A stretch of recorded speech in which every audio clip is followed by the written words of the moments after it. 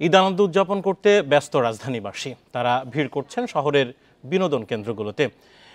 এ নিয়ে আরও জানাতে রাজধানীর আহসান মঞ্জিল ও বুড়িগঙ্গার তীর থেকে আমাদের সাথে সরাসরি যুক্ত আছেন সহকর্মী রিশাদ হুদা। রিশাদ হুদা, আপনি বুড়িগঙ্গার তীরে আছেন, আমরা দেখতে পাচ্ছি বুড়িগঙ্গাকে ঘিরে মানুষের আগ্রহ কেমন, ছোট ছোট নৌকায় মানুষ কিভাবে ঘুরে বেড়াচ্ছে আমাদেরকে যদি দেখাতেন। বান্ডেল থাকলে প্রতি সেনমানিতে টাকা বাঁচবে। বিকাশ সেনমানি বান্ডেল কিনে জিতুন প্রতি লেনদেনে। ঈদ মোবারক। আজকে ঈদের দ্বিতীয় দিন।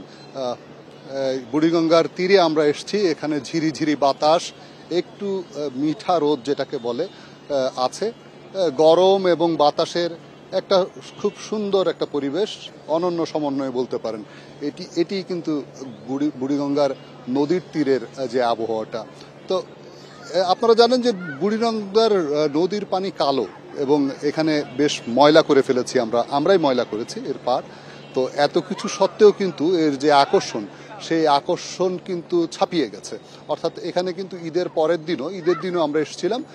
ঈদের পরের দিনেও কিন্তু বুড়িগঙ্গার নদীর পাড়ে কিন্তু লোকজন এসে ভিড় করতে শুরু করেছে। তারা তাদের যে বিনোদনের সময়টা এখানে, এই সময়টা তারা কাটাতে চায়।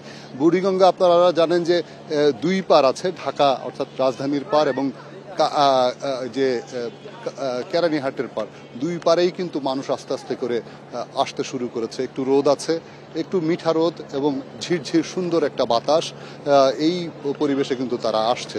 আপনারা জানেন যে প্রায় 150 বছরের কাছাকাছি সময় ধরে বুড়িগঙ্গা নদীর তীরে আহসান মঞ্জিল অর্থাৎ পিঙ্ক প্যালেস যেটাকে বলি, এই পিঙ্ক প্যালেস কিন্তু প্রায় 150 বছর ধরে বুড়িগঙ্গা নদীর তীরে দাঁড়িয়ে আছে। তো এই প্যালেস কিন্তু শুধু যে আমাদের দেশের একমাত্র রাজপ্রাসাদ তা নয়, এটা কিন্তু পাশাপাশি এই প্রাসাদের সাথে জড়িয়ে আছে আমাদের দেশের রাজনৈতিক প্রেক্ষাপটের অনেক বাক পরিবর্তনের ইতিহাসের সাক্ষী কিন্তু এই পিঙ্ক প্যালেস বা আহসান মঞ্জিল। 1906 সালে এখানে মুসলিম লীগের সাধারণ সভা হয়েছিল। তাছাড়াও কিন্তু বিভিন্ন আমাদের দেশের যে নীতি নির্ধারণীর যেই বিষয়গুলো ছিল প্রায় 100 বছর ধরে, সেটা কিন্তু এখান থেকে হয়ে আসছে। তা আপনি জানেন যে এই প্যালেস কিন্তু এখন একটি অন্যতম জাদুঘর, জাতীয় জাদুঘরের আন্ডারে। তো এটা কিন্তু গতকালকে খোলা ছিল, অর্থাৎ ঈদের দিন এই প্যালেস খোলা ছিল, কিন্তু আজকে আগামীকাল অর্থাৎ 1 তারিখ, 2 তারিখ এবং 3 তারিখ এটা কিন্তু বন্ধ। তো এখানে যেসব দর্শনার্থীরা এসছিলেন, সেই দর্শনার্থীরা কিন্তু অনেকেই দর্শনার্থীরা আসছেন, জানেন না এই খবরটা। তারা কিন্তু এই প্যালেস ঘুরতে এসে নদীর পাড়ে এসে ভিড় জমাচ্ছেন। তো আপনাদেরকে একটি আপনার এই যে ড্রোনের যে চিত্র আমরা দেখতে পাচ্ছি, সদরঘাটে অসংখ্য লঞ্চ, বড় বড় নৌযান রয়েছে। যারা নদীমাতৃক এলাকার নয়, ঢাকায় থাকেন, তাদের কিন্তু আগ্রহের একটা কেন্দ্রে থাকে। এত বড় বড় লঞ্চ বরিশাল ভোলা রুটে চলে, তারাও ওখানে কিন্তু যান দেখতে যে কিভাবে যাতায়াত করে, লঞ্চের জীবনযাত্রা কেমন।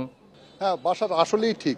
যারা আসলে লঞ্চে নিয়মিত যোগাযোগ করেন না বা লঞ্চের যাদের প্রত্যাহিক জীবনে যাদের লঞ্চ নেই, তা লঞ্চের এই যে ঘাট, সদরঘাট এলাকা, এটাও কিন্তু একটা দেখার বিষয় যে এত বড় বড় জাহাজ আসছে, এখানে যাত্রী লোড হচ্ছে, তারপরে এগুলো ছেড়ে যাচ্ছে।